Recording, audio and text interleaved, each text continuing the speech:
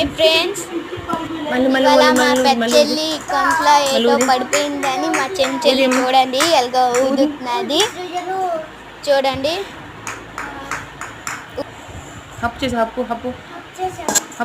ఊదుతున్నది కంట్లో. ఇప్పుడు చూడండి తువాల్ తోటి ఎలా తుడుస్తున్నది. చూసారా